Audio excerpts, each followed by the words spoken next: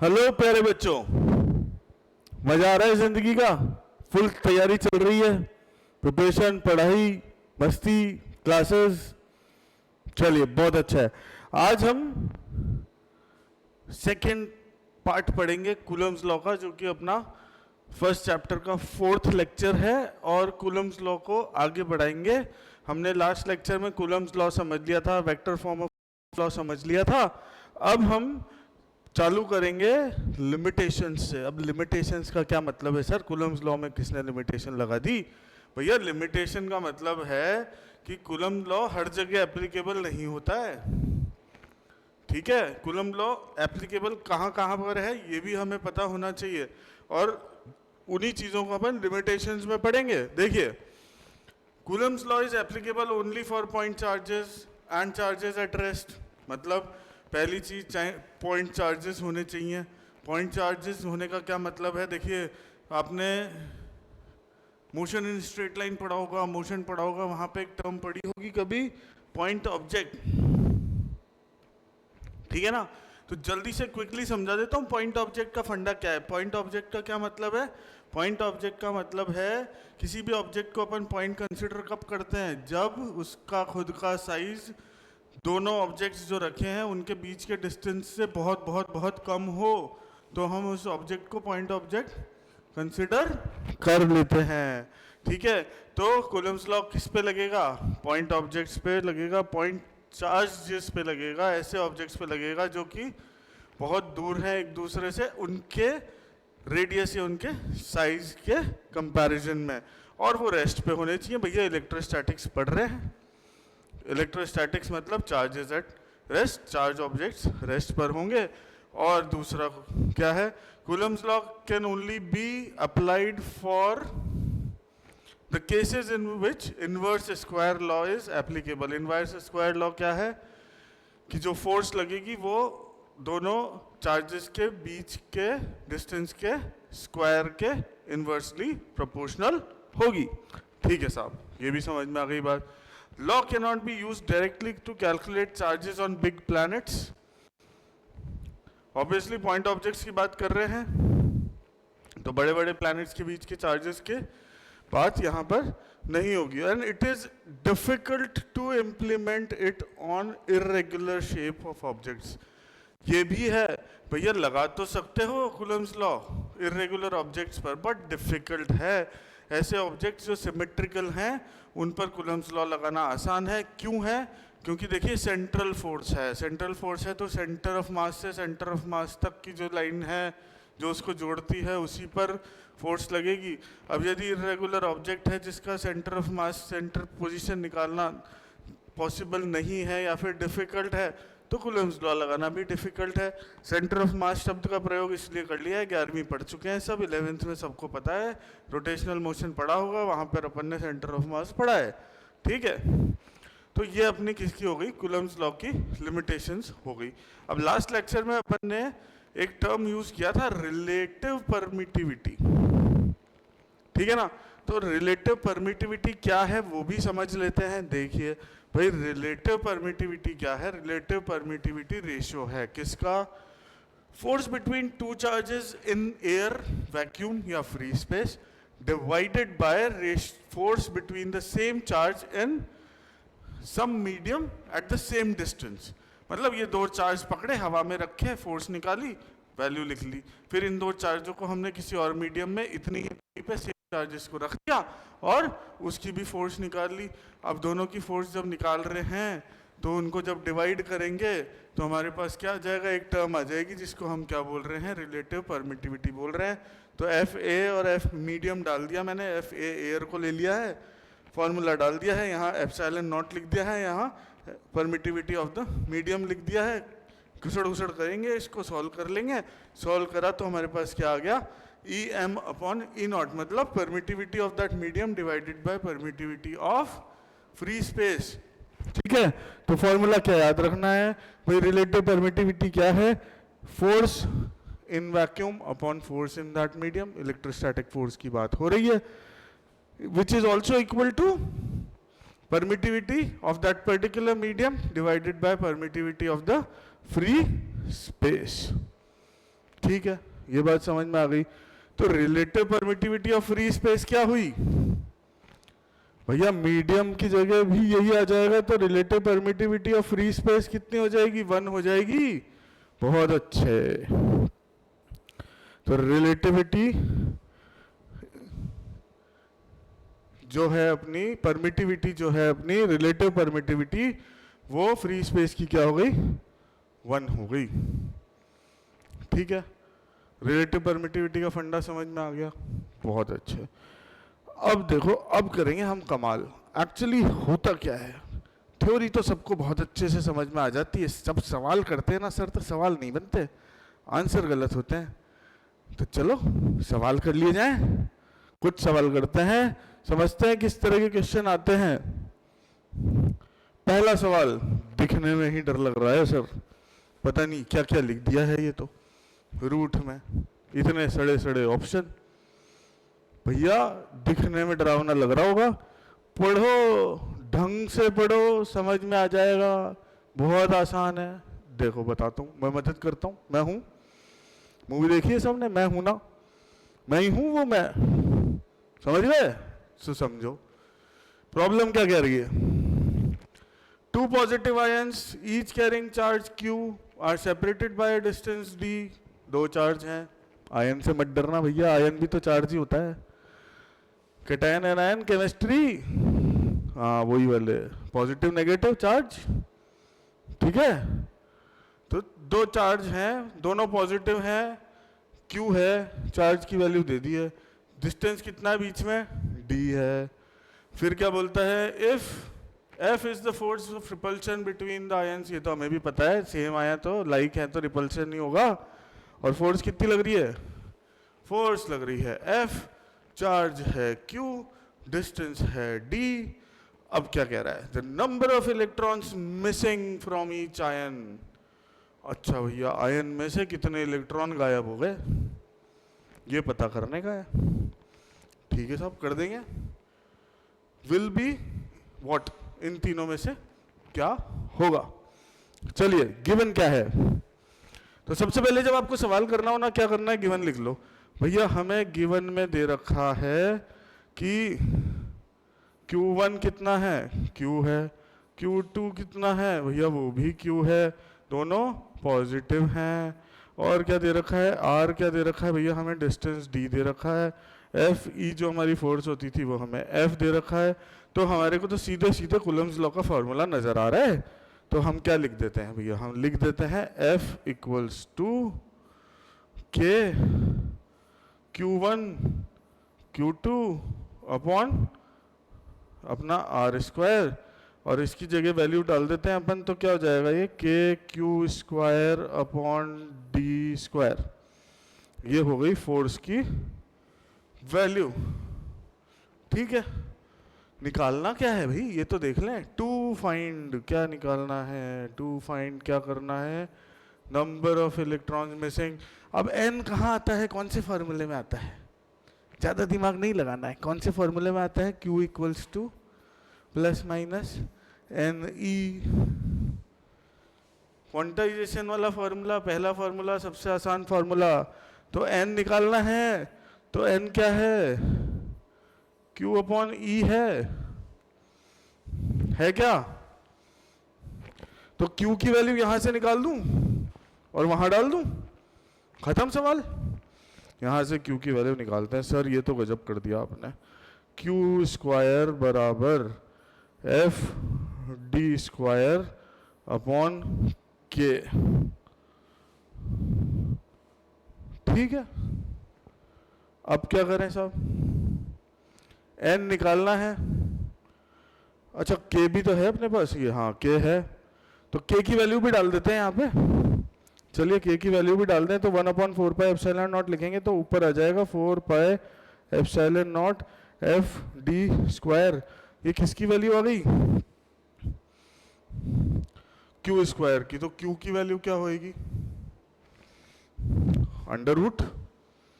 ठीक है ना, तो यहां लिख देता हूं मैं, क्यू की वैल्यू क्या आएगी अपनी, 4 pi epsilon naught F D square का स्क्वायर रूट। Q की वैल्यू वहां डाल दो, तो n बराबर कितना आ गया, under root of 4 pi epsilon naught F D square divided by E. ठीक है, तो E कौन सा फॉर्मूला दिख रहा है अपने को यहाँ पे, कुछ गड़बड़ करी है क्या अपन ने, एक बार चेक कर लो। आर स्क्वायर इधर आएगा तो डी स्क्वायर ऊपर आएगा, आ गया डी स्क्वायर ऊपर, के नीचे था तो ये के ऊपर आ जाएगा, एफ डी स्क्वायर आ जाएगा, एन की वैल्यू अपने पास आ जाएगी 4 पाई डी स्क्वायर कहाँ है, ये है, और ई स्क्वायर नीचे लिख दिया। सी आंसर होगा क्या, आ गया भाई, इसको पूरा रूट में ले लूं और इसको स्क्वायर लगा दूं तो यही तो आएगा। बिल्कुल सही सर, तो आसान था, दो फॉर्मूले, इसकी वैल्यू इधर से निकाली, इधर से निकाल के उधर पटक दी, समझ गए, बहुत अच्छे, लिख लें।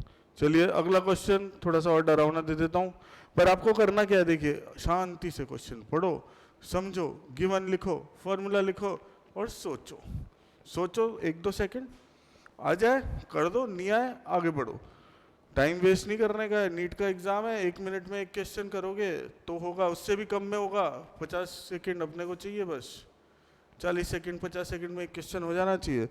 तो फास्ट करने की प्रैक्टिस करनी है, एक्यूरेसी बढ़ानी है, स्पीड बढ़ानी है, क्यों, बिल्कुल सही सर। तो अगला क्वेश्चन करते हैं। ओहो हो, ये तो और डरावना है, देख लें क्या कहता है। चलो पॉज करो और एक बार खुद से सॉल्व करो, फिर मैं बताता हूं।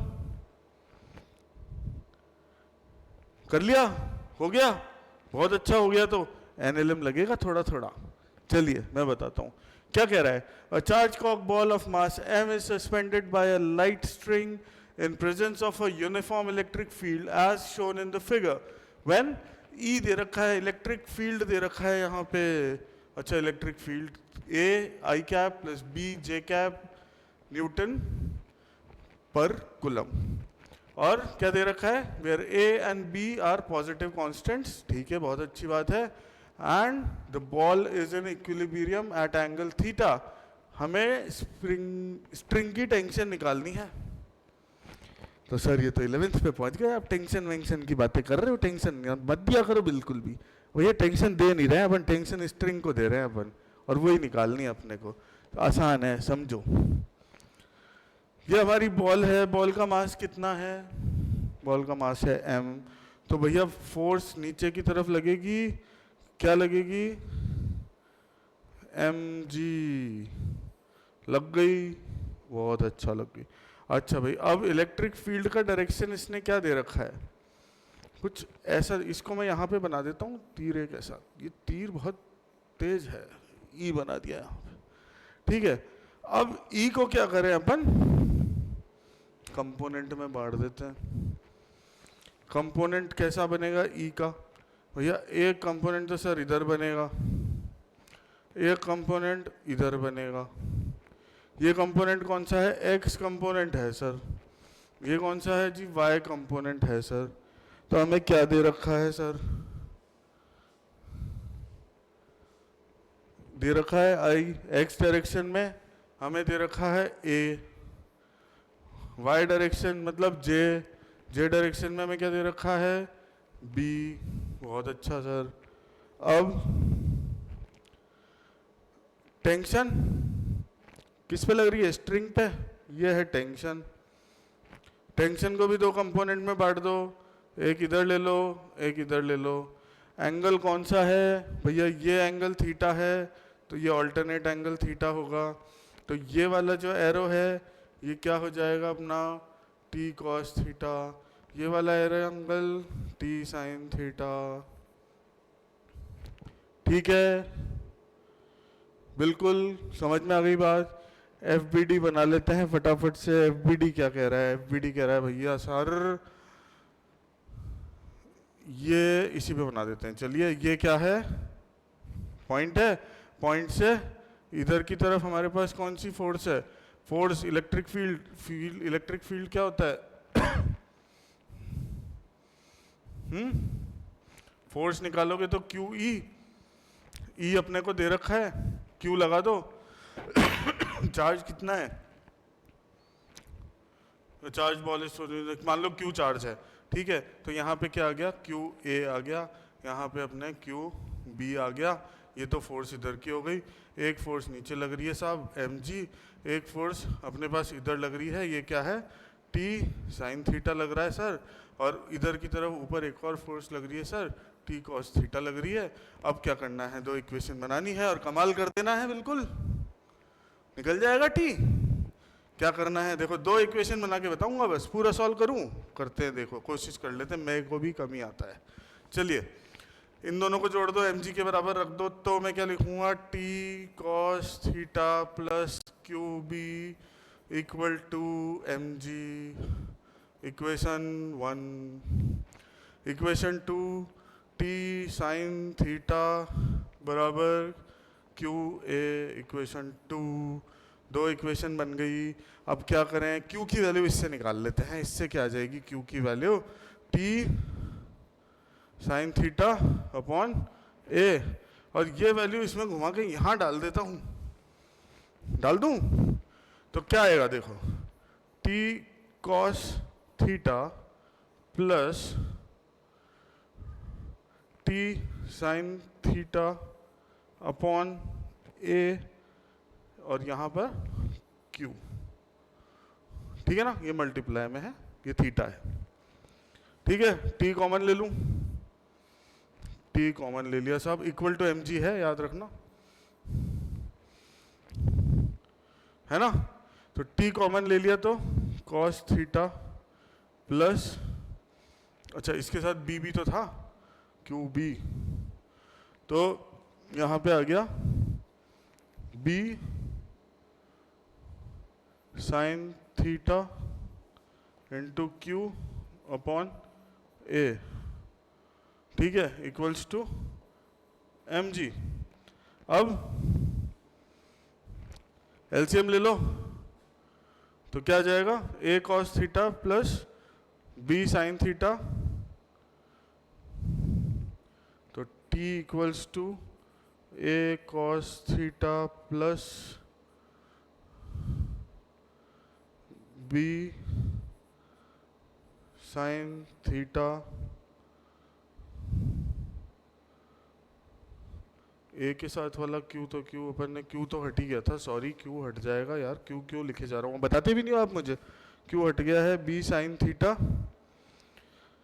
और ए पूरा नीचे आ रहा है, तो ए को उधर ले जाऊं, एम जी इंटू ए लिख देता हूँ।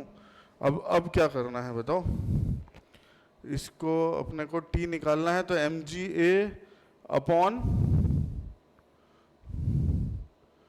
ए cos theta B sine theta ले लूं, तो डिवाइड कर देते हैं, तो एम जी कॉस से डिवाइड कर दो,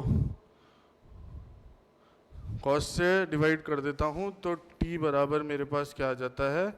एम जी ए सेक थीटा, कॉस थीटा ऊपर आ जाएगा, और ए प्लस बी टेन थीटा। कोई ऑप्शन है क्या? ये रहा, ठीक है, तो ये हमारा आंसर आ गया। समझ में आया? बड़ा आसान है, ज़्यादा डिफिकल्ट नहीं है, थोड़ा सा दिमाग लगाना है, इक्वल करके पुट करके बस वैल्यू निकालनी है और ऑप्शन से मैच करना है। सबसे मेन काम है इसमें ये एफबीडी बनाना, ठीक है ना? ये फ्री बॉडी डायग्राम आपने सही बना लिया तो आपका क्वेश्चन बिल्कुल झकाझक, बिल्कुल एकदम करेक्ट हो जाएगा। तो टेंशन नहीं लेने का, आराम से क्वेश्चन पढ़ने का, थोड़े से 11th के कंसेप्ट भी लगेंगे, लगाने का और क्वेश्चन कर देने का। ऐसे ही प्रैक्टिस करेंगे अपन तो आ जाएगा, बिल्कुल आ जाएगा, चिंता ही नहीं करनी। अगला करें, चलिए अगला करते हैं। अगला क्वेश्चन क्या कह रहा है? टू आइडेंटिकल कंडक्टर्स, अरे ये तो कंडक्शन पे आ गया क्वेश्चन, है ना? Spheres A and B are separated by a distance greater than their diameters, बहुत अच्छी बात है। The spheres carry equal charge, दोनों पर चार्ज बराबर, तो electrostatic force between them is F, दोनों के चार्ज बराबर है, फोर्स F है। अ थर्ड आइडेंटिकल, तीसरा भी सेम है, आइडेंटिकल बोल दिया है, आइडेंटिकल अनचार्ज्ड है वो sphere C is first brought in contact with A, then with B and finally removed। अब इलेक्ट्रोस्टैटिक फोर्स निकालनी है, तो सबसे पहले कर क्या रहा है, इसको कहानी को समझ लो। देखो इसने क्या किया, एक चार्ज लिया A, एक चार्ज लिया B, दोनों के बीच में फोर्स लग रही है F, ठीक है। इस पे चार्ज मानो Q, इस पे भी चार्ज मानो Q। एक लिया इसने न्यूट्रल C, अब C को पहले A से टच कराया है, ठीक है। चलो भाई C को A से टच करा दिया, तो यहाँ क्या आ गया Q/2, आधा आधा बढ़ जाएगा, आइडेंटिकल है, तो इस पे भी क्या आ गया Q/2। अब इसको इससे टच कराया, तो पहले टोटल निकाल लें भाई, दोनों पे टोटल चार्ज कितना है। तो टोटल चार्ज B और C पर कितना है, Q2 + Q, क्या लिखूं इसे, 3Q/2 है, दोनों पर टोटल, तो आधा आधा बढ़ जाएगा, तो दोनों पर कितना चार्ज आया फाइनली 3/4Q, और इस पे भी कितना हो गया 3/4Q, ठीक है।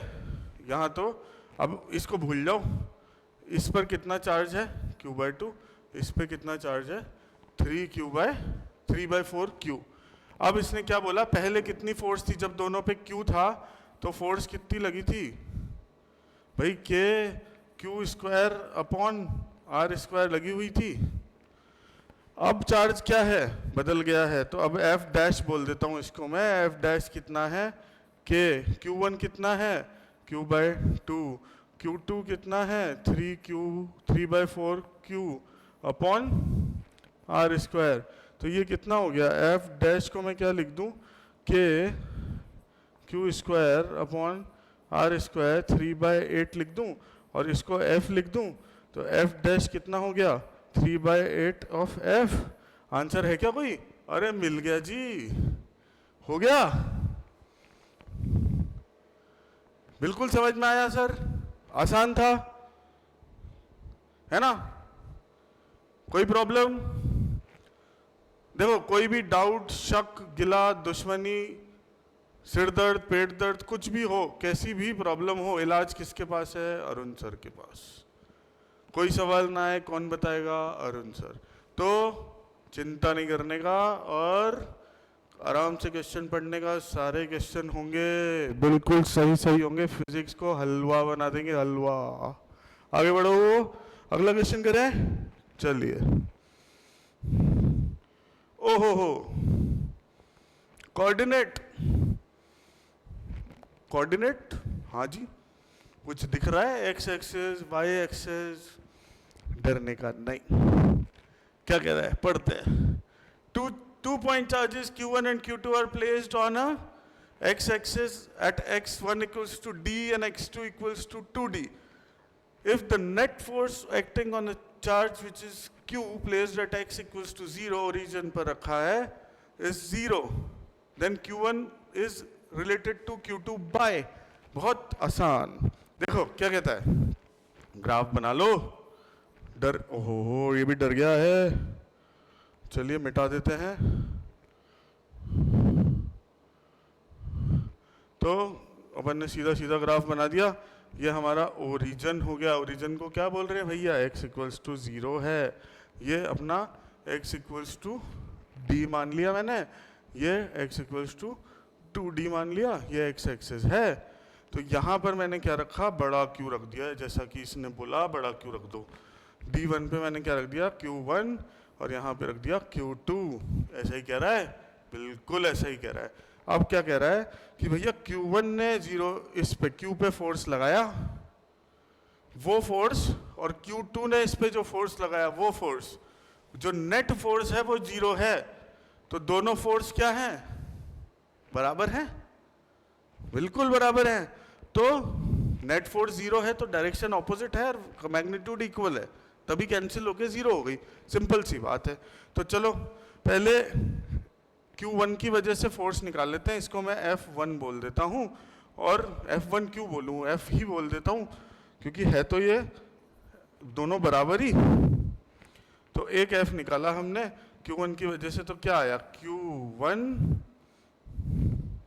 Into Q upon D square. ठीक है साहब। दूसरा फोर्स निकालता हूँ K Q2 Q, अच्छा अब यहाँ पे D क्या है, 1, ये 2D है तो ये 2D स्क्वायर होगा, तो 4D स्क्वायर लिख दूँ, लिख दो सर। ठीक है। अब Q1 and Q2 are placed such, okay. अब अपने को करना क्या है, ये दोनों फोर्स बराबर हैं तो दोनों को बराबर लिख देते हैं अपन तो, और माइनस लगा देते हैं क्योंकि डायरेक्शन ऑपोजिट है। तो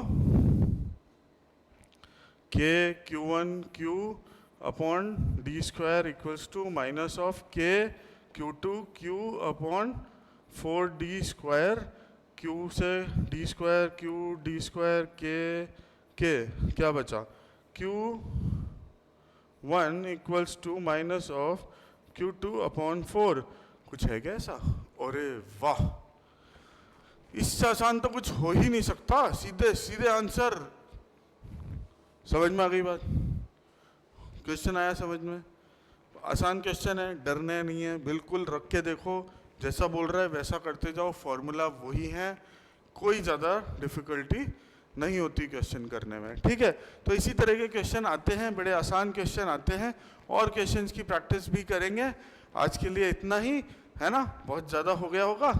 नहीं, 4 ही तो क्वेश्चन किए हैं सर, इतने से में क्या है, कम से कम 50 तो करवाएंगे सी, बिल्कुल 50 क्वेश्चन भी करेंगे, जल्दी करेंगे। पहले आप अपने कंसेप्ट को स्ट्रांग बना लीजिए और फिर हम क्वेश्चंस की धड़ाधड़ प्रैक्टिस करेंगे। चलिए आज के लिए इतना ही बहुत, थैंक यू सो मच, पढ़ते रहिए, बाय बाय, मजे कीजिए।